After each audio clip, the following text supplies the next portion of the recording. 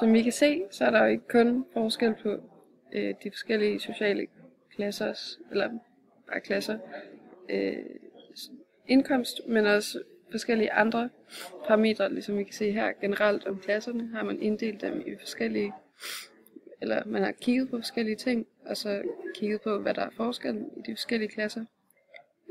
Og ja, så er det jo pointen, at man ligesom kan se en forskel, så der ikke kun er forskel på indkomst, men at der også ligesom er noget, ja, noget der fører med. Ja, og kigger man sådan mere konkret, kan vi se, at i overklassen ansættelsessted, så er 90% privatansatte og 10% offentlige ansatte.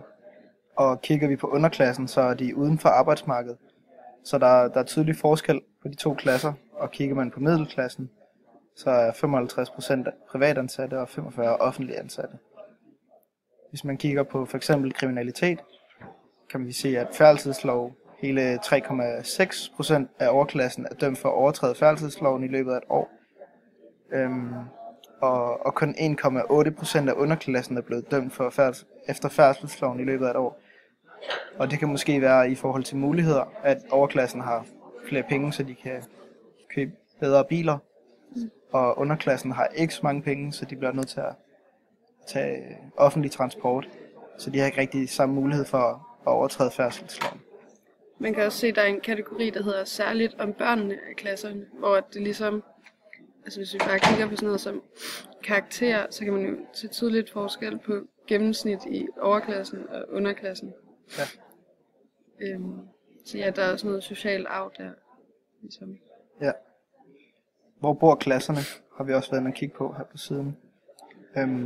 Og der kan man se, at det ligesom er overklassen, der er mest i, for eksempel i København, Nordsjælland og omkring Aarhus, altså i storbyerne. Så står der også, at ja, det samme. Der er tendens til, at overklassen og den højere middelklasse i stigende grad bosætter sig i Nordsjælland og rigere omegnskommuner til København og Aarhus.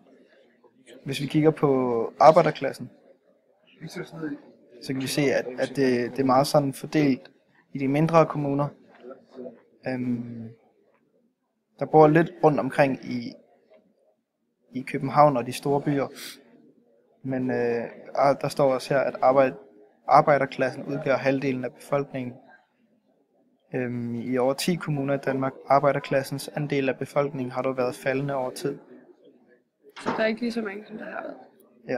Hvis man kigger på underklassen, så kan man også se, at det er meget sådan, altså ude på, eller det man nok ville kalde for udkants Danmark. Altså for eksempel Lolland Falster, det var bare virkelig mange der tilhører underklassen. Ja.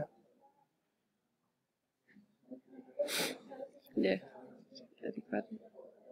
Tak fordi du vil se med. Hej.